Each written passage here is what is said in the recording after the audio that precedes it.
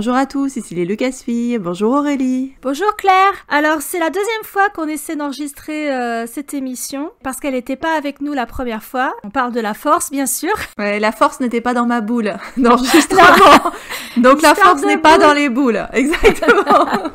Mais Anakin a prévenu, hein, le sable ça rentre partout, ça irrite. Y compris les boules. Donc voilà, on va vous parler de la force dans le dernier Jedi aujourd'hui. Mais bien sûr, on va être amené à élargir sur le traitement de la force dans l'ensemble de la saga. Voir ce qui a évolué ou pas. Et puis essayer de décortiquer la façon dont Ryan s'en est servi pour servir les thèmes de son épisode. Oui, enfin, on va élargir, ne soyons pas trop ambitieuses quand même, hein, on va pas rentrer dans tous les... D'abord, je pense que forcément on va parler dans le côté légende, parce qu'on n'a pas nécessairement toutes les données hein, de ce qui a été fait à droite à gauche. Il y a quelques petits trucs qu'on peut ajouter, mais je veux dire, on va pas... c'est pas non plus un portrait général de la représentation de la Force dans Star Wars. Ouais, le sujet est trop vaste, de toute façon. C'est ça. Bon, on va être sans doute amené à dire des choses qui vont pas plaire aux fanboys, mais bon, on s'en fout, hein, comme d'habitude. Bah, c'est ça, on n'est pas là pour ça non plus. Alors, d'abord, avant de commencer, je pourrais dire que, quand même, c'est notre avant-dernier officiel épisode sur les traits régisseurs du dernier Jedi. Alors, on sait que vous nous réclamez à corps et à cri une suite. Peut-être qu'on arrivera à faire des épisodes de rab, on verra. Vous verrez, je ne sais pas, à l'inspiration. Mais donc, voilà, on rappelle qu'effectivement, normalement, c'est l'avant-dernier de l'année, puisqu'on est au chapitre 11. Alors, si je devais commencer par parler de la Force dans le dernier Jedi, moi, je dirais que, à mon sens, c'est peut-être la première fois que la Force est un personnage à part entière dans les films. Pour moi, la Force a non seulement une voix qui est matérialisée, et elle a vraiment une présence, et c'est vraiment un personnage à part entière. Même si on sait par ailleurs que la Force a une volonté propre, c'est vraiment dans l'épisode 8 que ça se manifeste le plus nettement en fait, à plusieurs reprises dans la narration. Et ça sert les thèmes de la narration. Ce qui revient le plus souvent, c'est la notion d'équilibre de la Force. Oui. Finalement, c'est le filigrane un peu de la saga, c'est intimement lié à la destinée des Skywalker, mais Ryan vraiment a complètement intégré cette notion dans l'épisode 8. Et ça passe notamment par Reylo, on va être obligé de vous parler de Reylo évidemment. Bah évidemment. Évidemment, au-delà du fait que c'est notre... Ça faisait longtemps. Reylo, c'est un ingrédient essentiel pour l'équilibre de la Force. C'est parce que, à preuve du contraire, hein, et de toute façon pour l'instant on en est à ça, parce que l'épisode 9 est tombé et on sait ce qu'il a donné en termes musical, mais on va dire que s'il y avait un thème musical Reylo, ce serait le thème de la Force. Ouais, puisque à chaque fois qu'ils sont en harmonie, c'est le thème qui revient, donc c'est bien la preuve que c'est la volonté de la Force. Ouais. Alors, c'est vrai que dans l'épisode 8, la notion de la Force, elle apparaît en filigrane dans plusieurs scènes, dans plusieurs aussi tableaux au niveau de la mise en scène. On pense bien sûr aux leçons de Luke, ou même simplement à ses conversations avec Rey. Le fait que Rey se soit éveillée à la Force, qu'elle l'évoque quand elle est dans l'arbre. On a évidemment tous les discours méta de Snoke, et puis les interactions entre Rey et Kylo, et jusque Broom Boy, donc le petit garçon au balai sur la toute dernière image du dernier Jedi. Tout est fait pour que la Force se rappelle à notre bon souvenir durant tout le cours du film. Et je m'excuse si vous entendez des grelots derrière, mon chat, la Force est avec lui aujourd'hui aussi, et il a la patate. Voilà. Ah, disons que sur la Force, il y a deux choses, c'est-à-dire que tu as à la fois dans le film une méditation continue sur c'est quoi la Force, comment la Force se manifeste et ce que fait la Force, etc. Donc il y a cette méditation-là qui reprend, on va dire, des éléments de la prélogie et de la trilogie originale, et donc c'est pour ça que je dirais encore une fois que ceux qui reprochent à Ryan de ne pas avoir respecté l'esprit de Star Wars, je ne sais pas quel film ils ont regardé, parce que je pense que dans la post-logie, Ryan est le seul à s'être intéressé à ce qui a été fait dans la prélogie et dans la trilogie originale, certes, mais je veux dire, dans la prélogie, c'est évident. C'est le seul qui n'ait pas dit Balek la prélogie. On sait qu'il l'a regardé plein de fois, il l'a dit, on l'a vu dans des images, enfin, c'est très clairement des hommages, des messages subliminaux par rapport à ce qui a été fait dans la prélogie, mais également dans la notion donc du destin. très présent dans la prélogie, puisque tu as quand même le thème du duel des destins, qui est quand même le thème principal, on va dire, de la prélogie, avec le destin d'Anakin, Anakin qui veut dire destin également, Ananke, etc. Donc là, ce que je disais avant avec la Force est un personnage à part entière, la Force c'est entre autres le destin, la moire, la parque, etc. Bon, on va développer un peu après. Et puis, en dehors de l'aspect méditatif, méta, on va dire, de c'est quoi la Force, tu as également la partie qui peut-être a intéressé le plus les fanboys et qui a posé controverse, c'est-à-dire ce que fait la Force. Tu as des manifestations, on va dire, de la Force. Donc tu as le côté tangible et tu as le côté intangible. Alors c'est vrai que Ryan a introduit des nouvelles capacités, on va dire, de la Force, et il l'avait anticipé en répondant. Il y a eu des entretiens qui ont été faits avec lui, plus spécifiquement sur ce côté-là. Il a beaucoup dû discuter, notamment de son interprétation des nouveaux pouvoirs de la Force. Alors d'abord, on va dire que les pouvoirs de la Force, ils n'ont pas arrêté de s'ajouter au fur et à mesure, et qu'en même temps, c'est la Force, ça fait ce qu'elle veut. Ta gueule, c'est magique. Enfin, je veux dire, pour le coup, on n'est pas encore, on va le devenir à force de lire des bouquins, mais des experts de l'univers étendu, que ce soit légende ou etc.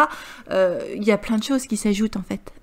Et justement, il y a des choses qu'il a reprises, qui étaient présentes dans des bouquins de lore ou dans autre chose. Bon, et puis après, c'est juste qu'il a un peu poussé les pouvoirs pour démontrer justement sa méditation de la Force, parfois de manière heureuse, ce qui serait les Force Bonds et la projection, mais on va revenir après peut-être plus en détail, et parfois de manière un petit peu moins heureuse, on va dire, donc ce serait le fameux Mary Poppins Leia. Bon, voilà, donc on va en parler. Après, c'est vrai que du coup, il s'est moins intéressé au côté Force Choke, machin, bien qu'on en ait. Et c'est vrai qu'on va pouvoir faire un petit listing des catalogues de ce que fait la Force. Mais bon, c'est vrai que vous nous connaissez, je pense qu'on va plus s'intéresser, nous, à l'aspect méta, méditatif, conceptuel, on va dire, de la Force, qu'à compter les points, quoi, de est-ce que c'est possible de faire ça, et machin, etc. Bah, c'est vrai que la question de la démonstration de nouveaux pouvoirs, clairement, ça se rattache avec une volonté de raccrocher la postlogie à la trilogie originelle, parce que dans les épisodes 5 et 6, ils n'ont pas arrêté d'injecter des nouveaux pouvoirs de la Force, des nouvelles capacités de la Force. Du Force Ghost jusqu'à la lévitation, jusqu'à la cave du côté obscur, les éclairs de Palpatine, machin, enfin, ils n'ont pas arrêté. Et la communication entre Luke et sa sœur et entre Luke et son père. Ouais. Enfin, je veux dire, voilà, ça a jamais gêné personne. Dans la prélogie, moi, je dirais quand même qu'il y a une cristallisation des pouvoirs de la Force. Il y a quasiment rien de nouveau qui a été introduit en termes de pouvoir de la Force par rapport à ce qu'on connaissait déjà, à part cette explication pseudo-scientifique qui est celle des midi-chloriens, qui à mon avis était un choix extrêmement malheureux, parce que ça rationalisait quelque chose qui au départ était très mystique. Il y a quand même un clash entre ce que dit Yoda dans l'épisode 5, c'est le moment où la Force prend cette dimension mystique, universaliste, etc. Et la notion de midi-chlorien, donc de lignée, du fait que ce soit dans tes gènes, dans ton sang. Je pense que c'était une façon de justifier le fait qu'Anakin était considéré comme l'élu, et ça revient sur cette notion de fatalité et d'équilibre de la Force, puisqu'Anakin était censé ramener l'équilibre dans la Force. Et dans l'épisode 8, Luke dit un truc très intéressant à Rey, pas dans le cadre d'une leçon, mais plus d'une conversation. Il lui dit pendant un certain temps, il y a eu un équilibre dans la Force, suite à la mort de Palpatine. Donc Anakin aurait rempli sa mission. Mais au fur et à mesure que les pouvoirs de Ben Solo se développaient, cet équilibre de la Force a été mis à mal. C'est une des raisons pour lesquelles Luke a pris Ben sous son aile. Et on peut très bien imaginer que au moment où vraiment le développement des pouvoirs de Ben mettait en danger l'équilibre de la Force, c'est là que Rey est née. Et que la Force a créé cette dyade entre eux pour ramener son équilibre. À 10 ans, quand même, c'est un peu problématique. À 10 ans, il était déjà il était considéré comme corrompu. Après, ça amène d'autres soucis aussi, c'est-à-dire... C'est-à-dire que la Force qui, dans en tout cas l'épisode 8, semble utiliser les gens, avoir un projet. On a l'impression que la Force, elle a un bouquin, tu vois, elle est en train d'écrire le truc, elle est en train d'écrire le script. Alors attends, là je vais le mettre là, elle je vais la mettre là, alors ça je vais mettre ça ensemble. Bah, clairement, il y a un script, il y a un scénario de la Force. elle a l'air de vouloir faire quelque chose. Ça a même été repris texto dans la novélisation adulte, je crois, qui a été écrit en partenariat avec Rian Johnson, c'est-à-dire c'est Jason Fry qui a novélisé le truc, mais néanmoins, à un moment, quand Rey laisse Kylo sur le suprématie en belle endormie, elle dit, dans mon souvenir très clairement, bah non, je vais pas le tuer ou je vais pas lui faire quoi que ce soit parce que de toute façon, il fait partie du programme de la Force. Il faut laisser la Force l'utiliser. On est tous des outils de la Force et il faut la laisser nous conduire où on doit aller, quoi. Exactement. Et ça rejoint quelque chose qui est expliqué dans le lore, qui est toujours canon d'ailleurs, mais que on retrouve pas dit texto dans la saga Skywalker, c'est qu'en fait, la Force a deux constituantes. Vous avez la Force cosmique ou unificatrice et la Force vivante, donc c'est-à-dire ce champ d'énergie créé par tous les êtres vivants. La force qui a une volonté propre, qui recherche son équilibre, c'est la force cosmique ou unificatrice. On pourrait presque la comparer à une des constantes physiques de l'univers, comme le champ électromagnétique, la vitesse de la lumière, etc. Voilà, vous avez ces deux composantes. Et c'est très bien expliqué dans le manuel du Jedi que la force a plusieurs constituantes. Donc la force vitale, celle qui permet de bouger les objets, de sentir les êtres, etc. Et la force cosmique, c'est celle qui permet d'avoir des visions, de voyager dans le temps, etc. Et les deux peuvent se manifester auprès des mêmes êtres sensibles à la force. Voilà, même si certains Jedi ont plus d'affinité avec l'une ou avec l'autre. Par exemple, Qui-Gon avait beaucoup d'affinité avec la force vivante. Déjà, ce que tu dis avec ces deux qualités, on va dire, ou nature de la force, je ne sais pas, fait qu'on revient toujours à la notion du deux, du binaire, du yin-yang, qui est vraiment très présent aussi dans ce film. C'est vraiment martelé avec le fait qu'il y ait ces conversations autour du Prime Jedi en mosaïque dans la grotte, que tu aies les jeux sur lumière-obscurité, et le fait même que tu vois le thème de la force, qui, bon, comme on dit, qui va être du coup notre thème officiel Relo, du coup, le thème de la force a lui-même un autre nom, c'est-à-dire le thème des Binary Sunset, donc le thème du soleil couchant double, et même le thème lui-même de la force a souvent une double casquette, c'est-à-dire de la manière dont il est joué dans les films, soit ça devient une espèce de complainte un peu poignante, très nostalgique, voire romantique, etc. Ou alors ça peut être un thème extrêmement militaire, agressif, triomphant, marche, tu vois, à la Aïda. Et il y a cette double nature aussi qui est présente. Et le fait que tu aies toujours cette notion du deux qui est là. Et oui, de nature, tu as cette obscurité, cette lumière qui aurait dû normalement essayer de cohabiter de manière harmonieuse. C'est le cas sur la mosaïque du Prime Jedi. Ça a été le cas peut-être avant le schisme là qui a conduit à avoir d'un côté les Sith, d'un côté les Jedi à un moment, et normalement on pouvait espérer que la fin de la saga nous ramène à ça, mais bon. Ça rejoint la première leçon de Luke à Rey, donc déjà vous avez toute cette séquence magnifique où Rey connecte avec l'île, et en répondant à Luke, elle prend conscience de l'équilibre de la force qui se positionne toujours dans la dualité, la vie, la mort, la chaleur, le froid, paix, la violence. Et quand il lui dit qu'est-ce qu'il y a entre tout ça ? Un équilibre, une énergie, une force qui est aussi en moi. Et c'est là que Luke lui dit, tu vois bien que du coup, même si les Jedi disparaissent, la lumière ne disparaîtra pas. C'est une idée qui est complètement fallacieuse. Il y aura toujours des êtres pour s'élever contre l'obscurité, pour choisir le camp de la lumière. Et effectivement, Rey, la force s'est éveillée en elle.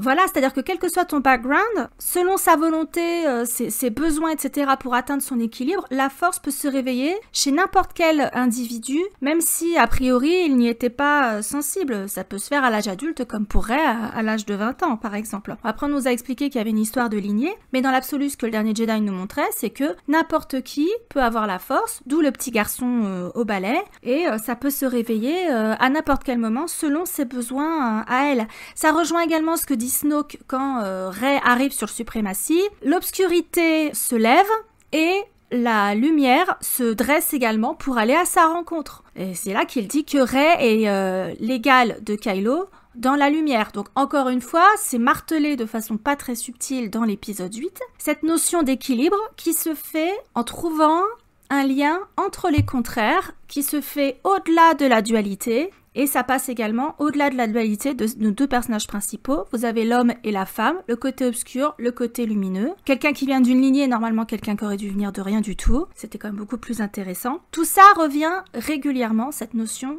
d'équilibre, elle est omniprésente. Ils n'ont jamais autant insisté là-dessus, même dans la prélogie où on avait ces histoires de prophéties, d'élus, même quand l'autre il est en train de cramer en mode kebab là sur Mustafar, t'as Obi-Wan qui lui dit tu étais l'élu, tu devais ramener l'équilibre dans la force et détruire les Sith. Donc il n'avait pas très bien compris ce que ça voulait dire l'équilibre, hein. C'est pas en détruisant une composante de la dualité qu'on arrive à un équilibre, bien sûr. Moi j'aurais dit plutôt que c'était l'obscurité qui se dressait pour la lumière. Ça c'est une façon de le voir. Le terme lien, hein, je pense, va pour moi vraiment c'est le fil rouge de le fil en plus de ce film qui en plus le terme lien est utilisé plusieurs fois. Alors, il apparaît pour la première fois dans l'explication de Yoda dans l'épisode 5. C'est quoi la force? C'est ce qui nous lie ensemble, c'est ce qui crée le lien en fait, la force. C'est ce qui unit les différents éléments de la nature et ce qui unit les êtres. Alors déjà donc le binds, hein, donc attaché, hein, donc c'est du bondage sympa on va dire. Et c'est également du coup matérialisé dans le même temps par le fait que Luke est en communication avec Leia à la fin avec son père. Donc effectivement il y a un lien qui est entre les êtres. Et ça, le lien on le retrouve également donc dans le dernier Jedi, donc par le fait que, alors on avait déjà parlé lors de l'épisode sur Hux, qui tient la rébellion par un fil, il les a à la laisse quoi, il les tient. Donc il y a ce fil qui est présent. Et du coup, le lien, il est fait entre les êtres. Finalement, là, souvent, quand il y a une manifestation de la force dans le dernier Jedi, c'est en termes de communication. Parce qu'on a les forces bondes, mais pas seulement. C'est-à-dire qu'on le voit quand Kylo est sur le point d'attaquer, ou vient d'attaquer le Radius, et il y a un lien qui se crée entre lui et sa mère. Après, le lien entre Luke et Leia. Le lien entre Kylo et Rey, évidemment, puisque c'est l'axe principal, mais on voit que il y a vraiment un fil qui attache les personnes les unes aux autres. Et au début du deuxième Force Bond, Kylo, le premier truc qu'il dit à Rey, c'est pourquoi est-ce que la Force nous connecte tous les deux? Donc tu retrouves cette notion de communication. Et lui, il a bien identifié que c'était une volonté de la Force, que c'était ni l'un ni l'autre qui avait déclenché ce Force Bond. Clairement, pour lui, c'est la Force cosmique qui les met en présence pour atteindre son objectif. Donc ça, il l'a clairement identifié. Ensuite, Snoke essaie de prendre le crédit en disant « Ouais, non, mais c'est moi qui ai connecté vos esprits, etc. » Gna gna gna gna. C'était pas toi, c'était la Force, bien sûr. Tout ça pour dire que c'est elle qui tire les ficelles. On avait rigolé sur le fait que c'était une dame maquerelle dans notre épisode sur le sexe dans Star Wars. Il y a un peu de ça aussi, c'est-à-dire que... Ah bah, choisis son moment. C'est-à-dire que, bizarrement, elle les met en lien. Alors, je sais bien que dans la fanfiction, ils ont fait des choses qui étaient rigolotes là-dessus, mais elle les met en lien au moment où ils sont tout seuls. Elle les met jamais en lien quand ils sont en train de parler avec quelqu'un d'autre. C'est pas, attends, excuse-moi, je peux pas te parler maintenant, je suis dans le milieu d'une conversation. Encore une fois, c'est des blagues qui ont très bien été faites en fan art ou en fanfiction, mais ça n'est jamais arrivé du coup en fait dans ce qu'on a eu. C'est toujours un moment où ils peuvent se parler tout seuls. Donc elle choisit un moment où ils sont dispo et elle choisit même des moments où effectivement il y en a un qui, ça nous permet de le placer tout de suite, qui n'a pas de chemise. donc voilà, un moment intéressant on va dire. Elle choisit son moment. Toute honte bue, sans vergogne, la Force elle utilise toutes les armes à sa disposition pour la Force est une pute. Tu pourrais c'est une bitch de drama chinois, une manipulatrice. C'est une bitch de drama chinois, c'est clairement, parce que c'est vrai qu'on peut carrément dire, tu vois, moi, ça me faisait penser à la phrase de Roméo dans sa grande complainte, là, je suis le jouet du destin. Et clairement, les personnages ici sont les jouets du destin. Ils ont finalement assez peu de libre arbitre, je trouve, dans le dernier Jedi. Peut-être que si les gens avaient dû faire des critiques, ça aurait été plus à ce niveau-là, c'est-à-dire, t'as vraiment l'impression qu'en fait, ils ont pas nécessairement beaucoup de choix. Tu vois, Leia, par exemple, dans son moment Mary Poppins, c'est pas forcément elle qui s'est réactivée, c'est-à-dire la Force avait encore besoin d'elle, elle avait pas fini le taf, hein. Donc c'est allez hop, on réactive mes mères et on la ramène au bercail.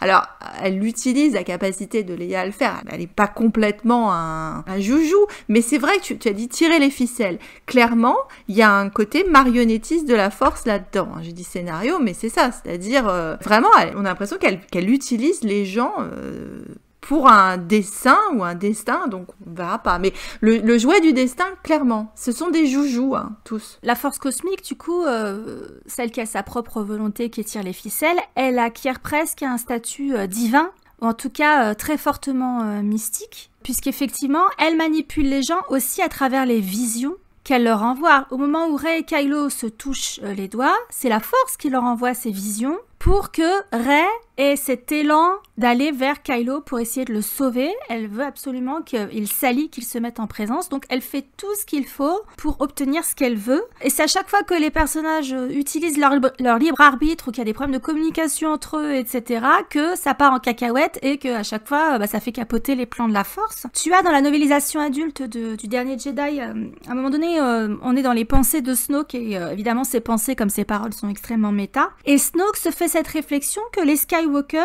sont un vaisseau privilégié de la force cosmique, très précisément. C'est-à-dire que on peut comprendre que leur apparition, le fait que la force ait engendré Anakin, ou le fait que leur pouvoir se réveille, etc. On pense à Leia, dont les pouvoirs se sont réveillés assez tard, une fois à sa rencontre avec Luke, etc. Tout ça, ça sert à son équilibre. Et on retombe encore une fois sur la notion de l'élu, de sa lignée. C'est vrai que la notion de lignée, elle est un petit peu ambiguë dans le sens où tu as à la fois le discours « la force peut se réveiller en chacun de nous », en n'importe qui, et n'importe qui peut faire une différence. C'est un message très sain hein, quand on est dans une franchise destinée aux enfants, aux adolescents, et que, évidemment, il faut leur vendre du rêve, leur faire croire que n'importe qui peut avoir la force, c'est eux, en fait, c'est les spectateurs. Et à côté de ça aussi, tu as la notion de lignée, donc il y avait les midi-chloriens dans de la postlogie, la descendance d'Anakin, déjà dans la trilogie d'origine, le fait que les jumeaux soient les descendants d'Anakin, ça en faisait des cibles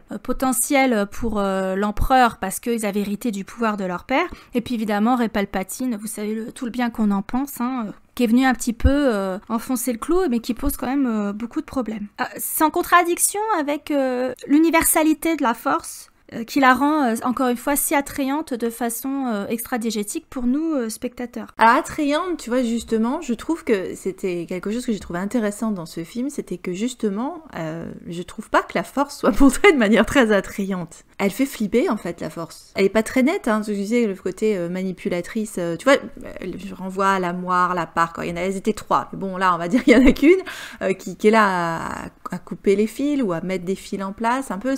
La force, là, je la vois un peu comme une araignée, alors je sais bien qu'on nous ressort des araignées en ce moment dans Star Wars, mais un peu comme une araignée au centre de sa toile, et tu vois le fait que Palpatine apparaisse finalement dans le retour du Jedi, un peu comme une araignée au centre de sa toile, là, avec son hublot derrière, et on a revu une toile d'araignée dans Clone Wars avec Ahsoka et Darth Maul, c'est intéressant, parce que là, dans la manière dont elle apparaît, la force sur l'île, franchement, elle fout les toches, c'est-à-dire que la première fois que tu as cette manifestation de la force, c'est le moment où Rey est appelée vers l'arbre. Donc t'es dans cette ambiance de brume, avec cette bande son un peu creepy, quoi, avec vaguement une espèce d'ambiance chorale, des voix qui t'appellent. Alors, tu vois, ça peut faire penser à la voix de Maléfique dans La Belle au bois dormant, mais tu vois, c'est ces voix un petit peu, flippantes, vraiment, qui emmènent la princesse vers un destin pas très net et pas très clair. Hein. Également, ce qui apparaît dans le son, j'ai remarqué, et qu'on revoit après dans la grotte, c'est vrai qu'à chaque fois que la force se manifeste dans les communications, il y a une manipulation de la bande son avec des effets d'écho, etc., des réverbérations et des choses comme ça. Et notamment, moi, ça m'a beaucoup fait penser à la bande-son de Alien, le premier avec Ridley Scott. C'est-à-dire que tu as un côté viscéral de la force qui apparaît aussi bien dans la grotte que dans l'arbre, ou avec une impression de gargouillis, de battements de cœur, de palpitations. Et vraiment, quand elle est entraînée vers l'arbre, qui est censé être le lieu donc de la force des Jedi, puisque c'est la bibliothèque des Jedi, normalement côté lumineux. Et ben quand elle rentre là-dedans, t'as l'impression d'être dans la grotte obscure de Dagobah, qui était un arbre également, en fait. On dit la grotte, mais en fait, c'était à l'intérieur d'une souche, un peu. Et donc, du coup, tu sais pas quand elle est là, si elle est dans un endroit qui est très, très lumineux. Enfin, c'est plutôt l'impression que peut-être elle vient d'accéder à un côté obscur de l'île, en fait. C'est sombre, c'est un petit peu flippant. Oui, l'île fait peur. L'île fait peur. Donc pourquoi il y a ce côté obscur là, en sous-sol, la grotte? Moi je dirais que l'arbre est un peu pareil en fait. Bah, d'autant que quand elle est dans l'arbre, au moment où elle va pour toucher les livres qui sont dans le seul spot de lumière, qui sont des beaux objets en plus, hein, voilà, donc il y a la notion de livre sacré, rien qu'à la façon dont les objets sont présentés. À la Indiana Jones. Voilà, c'est ça, un petit peu. Tu as Luke qui arrive derrière elle, qui la surprend, qui lui fait peur, et elle ne touche pas les livres. Pour finir, elle retire sa main, etc. Et c'est lui qui s'approche de la bibliothèque et qui touche les livres. Et au moment où il lui demande de s'expliquer sur son identité, elle lui dit quelque chose s'est réveillé en moi, je sais pas quoi en faire, et j'ai peur. C'est ça. La force lui fait peur. La force fait peur. Alors, au-delà du fait que ça correspond dans son parcours d'héroïne à l'éveil de sa puissance de femme, de future héroïne, de future adulte, et que forcément ça lui fait peur parce qu'elle est dans la phase adolescente et tout. D'un point de vue thématique, ça sert pas uniquement l'arc de Rey, ça renforce le fait que la force, elle est creepy en fait. Elle se fout, elle est tellement universaliste qu'elle est pas dans la bonté ou la méchanceté, etc. C'est pas une forme de cruauté. C'est aussi ce que la première leçon explique, c'est que il faut de tout pour son équilibre. Donc en fait, elle va utiliser tous les moyens à sa disposition sans faire de sentiments. Elle est pas là pour faire des sentiments, la force. Elle recherche le bien ultime qui consiste à ce qui est les cycles normaux et son équilibre normal. Donc ça passe par la vie, la mort, etc. La souffrance des individus qu'elle doit utiliser pour parvenir à ses fins, bah elle s'en fout, elle a pas de sentiments quoi. Elle est complètement détachée de ça en fait. Mais sauf que ça montre bien que c'est pas un cadeau. Enfin ce don n'est pas un cadeau.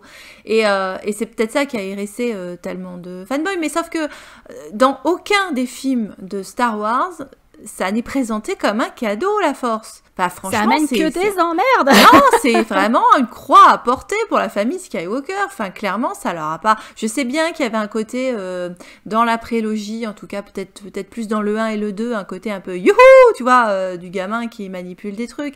Mais en fait, très rapidement, ça leur pète à la gueule. Et évidemment, tout le monde s'est amusé à essayer de faire venir un objet à lui depuis son canapé en disant « Oh, si seulement j'avais la force comme dans l'Empire contre-attaque la première fois où t'as de la télékinésie. » Et tu te dis « Voilà, j'ai pas besoin de me déplacer pour attraper ma bière ou mon verre de truc. » Bon, voilà. Évidemment que tout le monde rigole avec ça a l'air super cool. Mais en fait, clairement, c'est pas cool d'avoir la force, en fait. Il y a un côté tragique. Oui, voilà, exactement. Mais ça rejoint le côté mystique et épique. Parce que quand tu regardes dans la mythologie, à chaque fois qu'un humain cherche à s'approprier un pouvoir divin, il le paye très cher. Que ce soit pour lui ou pour les autres, on vous renvoie vers Prométhée, hein, bien sûr, mais pas que. Les films de super-héros, Marvel, DC, ce que vous voulez, avoir un pouvoir... En général, on le paye très cher, on perd ses amis. Dès qu'on dévie du droit chemin, on se fait rappeler à l'ordre. Enfin, je veux dire, même dans Charmed, c'est quelque chose qu'ils ont exploré. Il n'y a aucune raison que avec la force, ce soit différent. Enfin, je veux dire, l'oncle Ben, ce qu'il dit à Tobey Maguire, Uncle Ben, parce que ça nous a toujours fait marrer. Ouais. Dans le premier Spider-Man, à un moment donné, juste avant de se faire buter, il dit à Peter, il lui dit avec un grand pouvoir vient une grande responsabilité. Il aurait pu ajouter aussi de grandes souffrances. En fait, c'est pas des gens à envier, hein, tous ceux qui sont sensibles à la force, parce que ils finissent tous mal ou ils le payent tous très très cher. C'est vraiment tragique d'avoir accès à un moment donné à ce pouvoir, que ce soit depuis la naissance parce que tu appartiens à une lignée ou parce qu'elle a besoin de toi à un moment et elle se dit tiens, je vais me réveiller chez un tel parce que ça va être le pion idéal à ajouter sur mon échiquier. Ouais, ça envoie pas du rêve la force. Mais encore une fois, cet aspect manipulation, dépourvu de sentiments, ça colle bien avec le côté divin qu'on peut lui associer en fait. Parce que t'as pas vraiment de divinité dans Star Wars. Il y a l'arc de Mortis, etc. Puis peut-être sur certaines planètes, ils ont des dieux, voilà. Où tu as une incarnation, quand je dis que c'est la première fois que la force était une incarnation, où on était incarnée, était présente, évidemment dans les films, parce que c'est vrai qu'après, dans Star Wars Rebelle et dans Clone Wars sous l'arc de Mortis, il y avait des incarnations de la force, c'est-à-dire c'est quoi la force, et d'avoir une représentation, incarnée avec des personnages. Non, il y a beaucoup de choses qui ont été laissées en non-dit, des conclusions auxquelles on devait parvenir nous-mêmes à partir des films, qui finalement ont été explicitées plus ou moins ou explorées dans les autres matériaux en fait de l'univers Star Wars. Parce que c'est vrai que finalement la force c'est une notion qui est complexe, Mais t'avais raison de dire qu'il faut pas qu'on se prenne trop la tête non plus avec ça et être un puriste de la force, comme certains fanboys qui s'énervaient sur les nouveaux pouvoirs et tout, ça n'a pas de sens parce que ta gueule c'est magique, c'est exactement ça. C'est-à-dire la force n'a pas de vraies règles inviolables, donc désolé les fanboys, c'est juste le système magique propre à l'univers de Star Wars. Donc en tant que tel, il doit avoir une cohérence intrinsèque, mais il est également susceptible d'évoluer en fonction des besoins de l'histoire. La force, c'est juste un outil narratif et thématique. C'est tout. Et Ryan s'en est vraiment servi comme ça dans l'épisode 8, quoi. Et il s'en est pas servi de manière déconnante par rapport aux matériaux qu'on avait déjà, hein, parce qu'effectivement, le Force Bond les Skype sessions, là, bah oui, enfin, il pouvait le développer. Bon, il l'a utilisé parce que, comme il a expliqué scénaristiquement, il avait envie que les personnages communiquent, et donc, c'est vrai que les mettre dans le même espace, là où on les avait laissés, physiquement, ça aurait été compliqué. C'est-à-dire que pour le coup, ils se seraient mis sur la gueule, ou voilà. Donc, au moins, c'était un moyen de les obliger à discuter. C'est vrai que c'est une astuce scénaristique. Mais en même temps que c'est une astuce scénaristique, elle est bien menée, pas déconnante, elle était tellement bien menée que même J.J. Abrams, qui a quand même fait pas mal de coups de pute par rapport au dernier Jedi, il l'a gardé. Et pourtant, J.J. Abrams pose aussi la question de c'est quoi la force. Mais autrement, c'est-à-dire que dans le premier, dans le réveil de la force, bon déjà c'était son titre, tu pourrais penser qu'on aurait pu s'intéresser à ça de manière plus proche, mais en fait la seule chose que j'ai l'impression que tu retiennes du réveil de la force, c'est pas comme ça que ça marche la force. C'était la phrase de Han. Mais en fait, on nous dit pas comment ça marche. Il s'intéresse pas à savoir comment, il n'y a pas de réflexion méta, ou enfin j'ai pas eu l'impression qu'il y avait une méditation sur justement la nature de la force, plus sur des sur ce qui est visible, c'est-à-dire sur des pouvoirs, enfin c'est-à-dire qu'est-ce qu'on fait avec la force, on peut voler n'importe comment à droite à gauche, et tu peux manipuler des esprits et des choses.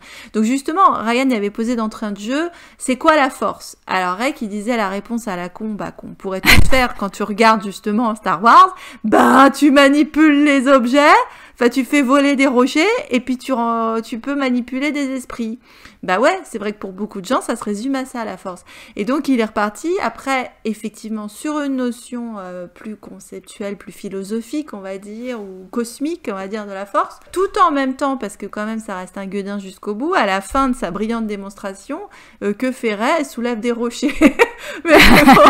mais en même temps qu'elle soulève des rochers, comme on l'a expliqué, il y a un symbole derrière de ce soulèvement de rochers. Dans le même temps, t'as la conversation entre Luke et Kylo, et t'as cette idée de renaissance, et la idée de renaissance, elle est présente sans arrêt également, parce que dans la première leçon que tu mentionnais, sur c'est quoi la force avec cette idée de la dualité, Rey qui est entraîné vers le côté obscur a une renaissance également, parce qu'à ce moment-là, il y a cette espèce il y a l'eau là qui lui tombe dessus, mais alors à l'envers du coup, et c'est comme si elle naissait, elle sortait de cette grotte où elle va replonger d'ailleurs plus tard après, et il y avait une nouvelle naissance dans son développement, dans son parcours au sein de la force en fait. Elle a appris quelque chose effectivement à la fin de cette leçon aussi. Déjà la première chose qu'elle a apprise, c'est qu'on pouvait se couper de la force, que tu peux rejeter la force, tellement la force c'est pas un cadeau, et c'est ce qu'avait fait Luke, puisque quand on l'a vu sur l'île au début, dans ses activités quotidiennes, il n'utilise jamais la force. Quand il fait le pêcheur, ou quand il est en train de traire,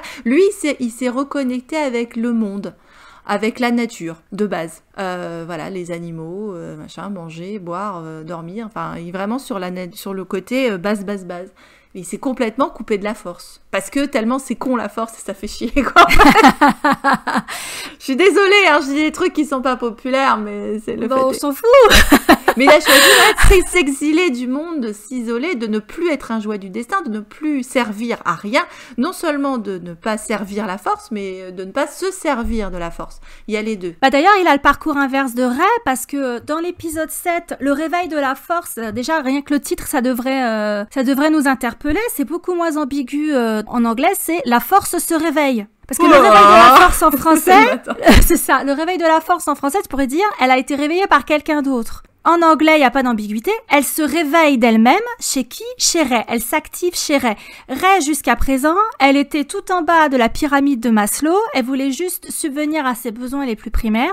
Bouffer, boire, survivre au jour le jour et avoir un abri des tempêtes, etc. Et elle est amenée par ce réveil tout de suite à remonter tout en haut de la pyramide de Maslow. Réalisation personnelle, des buts qui te dépassent. D'un seul coup, elle se retrouve retrouve avec des enjeux galactiques sur les épaules, avec ce pouvoir qui la connecte à tout, etc. Et Luke, il a fait l'inverse. Il avait accès à tout ça, il y a renoncé pour retourner à la base de la pyramide de Maslow. Et t'as quand même ce choc entre deux personnages qui sont à des moments complètement inverses de leur existence dans le dernier Jedi. Donc ça aussi, c'est intéressant. Luke qui refuse d'être à nouveau l'instrument de la Force parce que tout est parti en cacahuète pour lui et pour sa famille. Et Rey qui en a peur, mais en même temps qui est irrésistiblement attirée par ce pouvoir et qui a envie de comprendre. Parce qu'elle est jeune, parce qu'elle sait pas, parce que... Oui, elle est en plein apprentissage. Donc voilà, ça c'était intéressant aussi, cette approche différente, je trouve, ce parallèle entre les deux personnages. Si on repart sur la notion du don, c'est intéressant dans la manière dont tu as l'opposition pour le coup entre les Sith, on va dire entre le côté lumineux et le côté obscur. J'aime pas l'opposition Sith-Jedi, ça me gonfle. En plus, je trouve que dans la postlogie, c'est pas complètement, enfin jusqu'à l'épisode 9, on va dire, c'est pas forcément complètement adéquat de parler d'une opposition Sith-Jedi parce que les Jedi, il y en a plus. Et des Sith, il y en avait pas vraiment, en fait, jusqu'à ce qu'on nous ressorte Exegol. Donc bon, voilà. Donc, on va dire plus de la nature de la force. Hein. Et donc, du coup, c'est vrai, dans ce que tu vois, donc il y a la notion de don qui te tombe dessus du côté lumineux, on va dire, et de l'autre côté, une interprétation qui est prendre. T'as la différence entre prendre et donner. Et Snoke, il est toujours en situation de prendre les choses. Mm-hmm. Dans le premier entretien avec Kylo, il dit... Kylo doit dire, mais je vous ai donné tout ce que j'avais. J'ai donné tout ce que j'avais. Voilà. C'est-à-dire que lui, déjà, rien que cette phrase le place du côté lumineux. Parce qu'il donne. Un côté obscur, il prend. Et même dans sa démarche suicidaire, on va dire autodestructrice, en fait, il reste Ben Solo, vraiment, comme lui dit d'ailleurs Snoke, qui lui dit, mais je pensais que moi j'avais un Vador, j'ai un Solo. Je me suis trompée. Alors, je me suis trompée de cantine. Et le fait est qu'on sait que, pour le coup, c'est la seule chose qui a bien réussi l'épisode 9, c'est qu'on voit bien qu'en fait tout le temps on avait un Han Solo 2.0 avec des super pouvoirs. Mais ce que tu dis, ça rejoint ce que disait George Lucas quand il travaillait à la prélogie, c'est qu'en fait le côté lumineux est altruiste, selfless, et le côté obscur est égoïste, selfish. Donc voilà, il disait que la vraie dichotomie, elle se place à ce niveau-là. On peut ressortir les credos du Jedi et les credos des Sith, etc. Évidemment, ils sont en opposition, mais le nœud du truc, il est là, c'est-à-dire que soit tu es altruiste, tu donnes, soit tu es égoïste et tu prends, tu es dans la saisie. Et effectivement, les tenants du côté obscur sont toujours dans la saisie, alors que les tenants du côté lumineux, à un moment donné, s'abandonnent à leur destinée et au bien commun. Ils sont prêts à se sacrifier pour le bien commun. Normalement, c'est ce que tu dois faire, c'est-à-dire tu dois te laisser pénétrer par la force, tu dois t'abandonner. C'est la méditation de Luke dans l'Empire contre-attaque, qui est finalement assez fondatrice pour c'est quoi la force. Enfin, c'est vraiment là qu'on l'a touché du doigt, on va dire. C'est-à-dire simplement se laisser... envahir, être à l'écoute, être passif, c'est ce que dit Yoda, c'est-à-dire il faut être passif, faut attendre, et pas essayer justement de forcer les choses. C'est au moment où Luke force en n'y croyant pas vraiment que ça fonctionne pas, la force. C'est quand tu acceptes d'être purement un véhicule. Oui, ça rejoint quand Yoda lui dit laisse la force t'envahir et sois dans l'instant présent. Il lui fait le même reproche quand il apparaît en Force Ghost dans l'épisode 8. Sois dans l'instant présent, sois pas dans la saisie. Ça rejoint des formes de méditation qui existent, qui sont pratiquées par des millions de gens, la pleine conscience ou Vipassana, etc. Où tu dois être juste dans l'instant présent, ne laisser ton esprit ne s'attacher à aucune sensation, les laisser passer, laisser couler le fleuve, etc. sans rien saisir. Et cette méditation de la force qu'évoque Yoda, c'est exactement ça en fait. Être toujours dans l'instant présent, ne pas porter le poids du passé, ne pas essayer de te projeter dans l'avenir par le biais de vision notamment, parce que c'est là que ça va partir en cacahuète, que tu vas avoir des intentions, que tu vas être dans la saisie pour essayer soit de réaliser une vision, soit d'aller à l'encontre de ce que tu as vu, et c'est là que tu peux potentiellement faire des conneries, quoi. Ce qui a été le cas à chaque fois ou presque qu'il y en a qui ont eu des visions, c'est Anakin, voilà. Je pense à toi dans l'épisode 3. Voilà. Oui, et puis c'est ce que fait le côté obscur à chaque fois, c'est d'essayer de forcer... de forcer la force, c'est con. Forcer le destin, faut pas forcer la force. Voilà, comment tu peux le résumer? Faut pas forcer la force. Parce que le retour de Vanivelle, il est assez costaud en général. C'est-à-dire que tu peux la contrôler dans un certain point, mais il faut aussi la laisser te contrôler. C'est la conclusion à laquelle parvient Rey. Justement, quand elle épargne Kylo dans la novélisation de l'épisode 8, tu as bien fait de le rappeler. Mais même Yoda, dans ce qu'il est... Il explique à Luke, c'est que il faut la laisser faire aussi. Tu la contrôles, tu vas surtout contrôler la force vivante pour bouger les objets, pour entrer en communion avec la nature, etc., pour te déplacer plus vite, pour faire des sauts prodigieux, etc. Mais la force cosmique, c'est bien elle qui tire les ficelles. Si elle t'envoie des visions, méfie-toi mon coco, parce que soit tu vas mal les interpréter, de toute façon, t'as pas le contrôle là-dessus. T'as un contrôle finalement sur la force qui est assez limité par rapport à son vrai potentiel, quoi. Parce qu'un truc, on en a parlé un petit peu, mais effectivement de la question de la voix de la force. Parce que c'est vrai que dans Rebels ou dans la vision de la force, du réveil de la force, on a des voix qui sont des voix connues, puisque ce sont les voix des personnages, et on retrouve également finalement la question des voix dans l'épisode 9, puisque c'est les différentes voix du passé des Jedi qui viennent parler à Rey. Je pense que ce qui est intéressant dans le 8, et encore une fois, est-ce qu'on aura un jour le script, Ryan? C'est-à-dire que on entend des voix, mais il est difficile, alors à moins que des gens se soient vraiment penchés sur la question et soient arrivés à isoler, d'entendre exactement ce qu'elles disent et qui parle. C'est-à-dire qu'on va pas l'identifier, autant on s'est amusé à ça dans le réveil de la force ou dans Star Wars Rebelle ou dans l'ascension de Skywalker, de dire alors oui, alors à tel moment c'est Ahsoka, à tel moment c'est Jyn Erso, à tel moment c'est Anakin, à tel moment... Bon, voilà, plein de gens l'ont fait, c'est Obi-Wan, c'est machin, Obi-Wan jeune, Obi-Wan vieux, enfin tout ça, ça a été fait. Donc c'est des choses qui ont été parfois réenregistrées, mais en tout cas qui viennent d'extraits identifiables, en tout cas de voix identifiables. Dans le 8, les voix, tu les identifies pas. C'est presque juste des souffles. C'est pour ça que c'est aussi creepy. C'est presque... Enfin, c'est une utilisation comme dans des films d'horreur, en fait. Voilà, c'est pour ça que ce passage-là de l'arbre, il évoque Sleepy Hollow. C'est pas juste la forme de l'arbre, c'est toute l'ambiance gothique. C'est ouais, Arto, on n'est pas bien chez les Jedi, on n'est pas à l'aise du tout en fait sur cette île. T'es pas dans tes petits souliers, non. Mais tu vois, pareil, dans la grotte où il y a une voix, on n'en avait pas tellement parlé finalement dans l'épisode qu'on a fait sur la grotte. Qu'est-ce qui est dit? Qui le dit? Il y a quelqu'un qui parle à Rey. Est-ce que c'est le côté obscur? Est-ce que c'est la force? Est-ce que c'est le côté lumineux? Est-ce que c'est la force en général? Tu vois, en fait, on sait pas trop. Est-ce que c'est quelque chose que Ryan avait vraiment écrit, ou est-ce que c'est plutôt un côté ambiance? Tu vois, après, reste à savoir. Mais c'est une interrogation. Et bon, je pense que ça amène pas, il doit pas nécessairement y avoir une réponse à ça. C'est comme pour justement la scène de la grotte avec toutes ces cette multiplication de Rey. Bon, il y a des analyses qu'on propose. Il n'y a pas une seule interprétation ou une interprétation définitive de l'affaire, justement parce que nous-mêmes, ça nous renvoie... Encore une fois, c'est un film très, très méta, mais également très méditatif, dans le sens où tu es censé toi-même t'interroger sur c'est quoi la force, c'est quoi le destin, qu'est-ce que je ferai à la place, c'est quoi Star Wars également. Donc en fait, ça te ramène... Normalement, ça doit t'amener à des questions. À te poser des questions. C'est pour ça, je pense qu'il a été reçu de façon très mitigée, parce que c'est un film qui n'est pas confortable. Non. Ben non, parce que c'est pas confortable pour plein de gens de réfléchir. C'est sûr.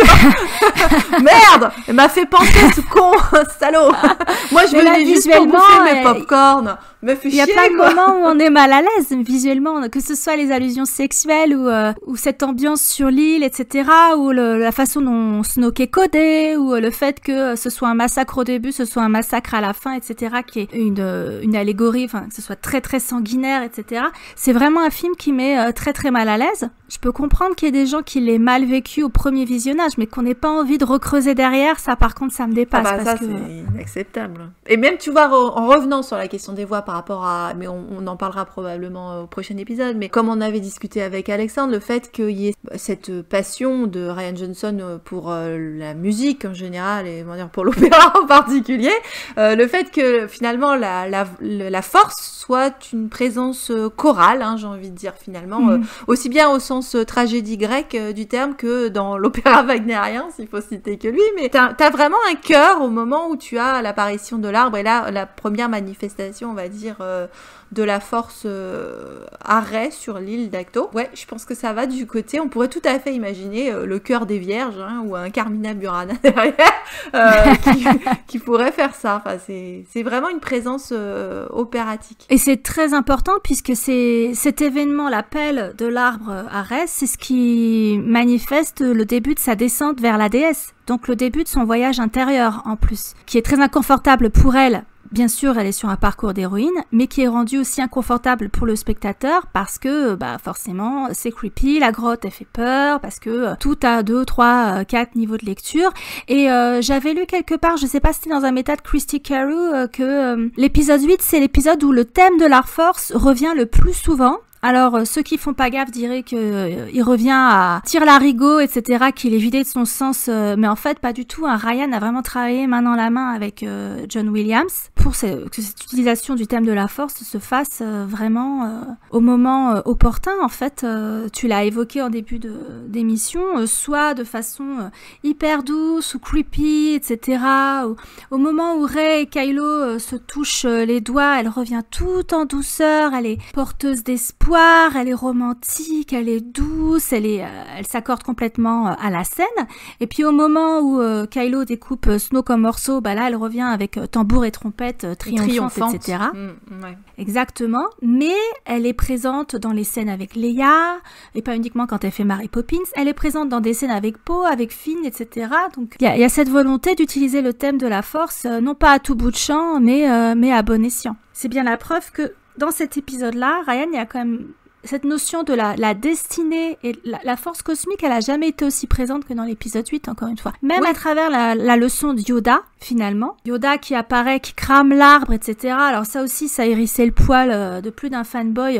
Ouais, mais maintenant, les Force Ghosts, ils peuvent convoquer des éclairs et faire cramer un arbre. Qu'est-ce qu'on s'en fout? Déjà, 1, la scène est magnifique visuellement. 2, symboliquement, elle est très très forte. 3, qui connaît les limites de ce que peut faire un Force Ghost?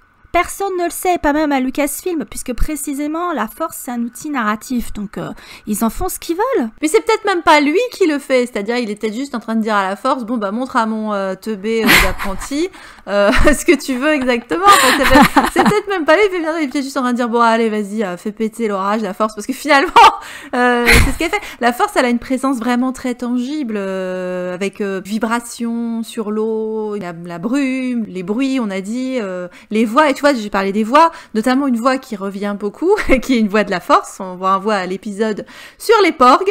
Eh bien, c'est les porgs. Parce que tu remarqueras que souvent, pendant la leçon de Luke, les porgs, ils ouvrent leur gueule. Ils ont des trucs à dire. Et pour le coup, quand tu reviens sur la leçon de Yoda à Luke dans l'Empire contre-attaque, un des premiers trucs qu'il dit sur la force, c'est la vie, life breeds it. Donc, la vie la crée. Alors, breed, ça veut dire ce que ça veut dire, hein. Ça veut dire enfanter. Ça veut dire mettre au monde. C'est vraiment le côté viscéral, procréation, hein, tu breed. Et donc du coup, les porgs qui sont une incarnation justement de la reproduction. On l'a dit et redit dans notre épisode, on l'aura dit aujourd'hui. Et voilà, tu le mets en plus avec donc ce couple homme-femme qui a la capacité de procréer parce qu'il est en H2 et c'est pas le frère et la sœur pour une fois. Donc voilà. On pouvait partir totalement là-dessus, ouais. C'est sûr que la force, elle avait vraiment des envies de mariage, hein. C'était mythique, hein, la force. Hein. Oui, clairement, elle voulait les maquer, hein, tous les deux. Hein. Oui, puis même le fait que Rian Johnson ait redit, donc on a redit, donc le moment où il se touche la main, c'est le moment où t'as le thème de la force. Donc thème Reylo, je vais le dire comme ça. On rappelle que quand il avait interviewé là-dessus, Rian Johnson, il avait sorti, vous savez, cette scène-là, c'est le plus de sexe que vous verrez jamais dans Star Wars. Donc le thème de la force, c'est un thème sexuel. Par déduction, je suis obligée de le dire, quoi. Parce que c'est la vie, en fait. On dit pas forcément le sexe dans son côté érotique, pornographique. En fait, c'est la pulsion de vie. La pulsion érotique est une pulsion de vie. Du tout qu'elle s'accompagne d'un amour absolu, qui est amené à devenir un amour absolu entre ces deux êtres. qui sont et c'est binaire aussi, parce que ta vie est mort, hein, l'orgasme est comparé à un moment de mort, hein, la petite mort aussi. Donc, en fait, dans un accouplement, on va dire, dans une scène érotique, tu as cette union des contraires, ce côté entre violence et amour, parce que voilà, un acte sexuel, c'est pas toujours tout. Voilà, bon bref. Donc du coup, c'est vrai que c'est présent là, le thème de la force, ouais. C'est la réconciliation des contraires. C'est le point fort de la force. C'est justement, elle trouve son équilibre dans la réconciliation des contraires. De la dualité doit naître l'unité, ce qui est l'aboutissement de tout parcours de héros, ce qui est finalement l'élixir, ce qui est le but ultime de la plupart des recherches spirituelles, que ce soit l'union avec le divin ou l'union avec le vivant, ou etc.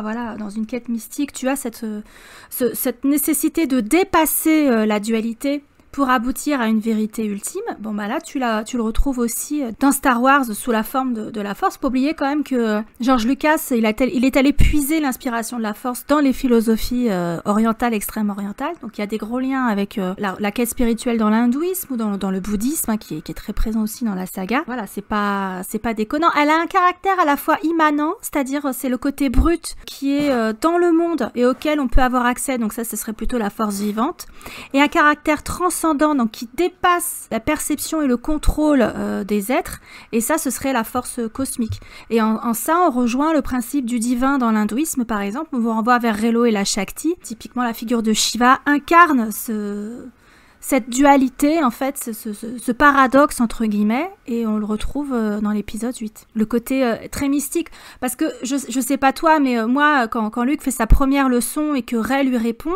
t'as la chair de poule, parce que déjà, visuellement, c'est très très beau.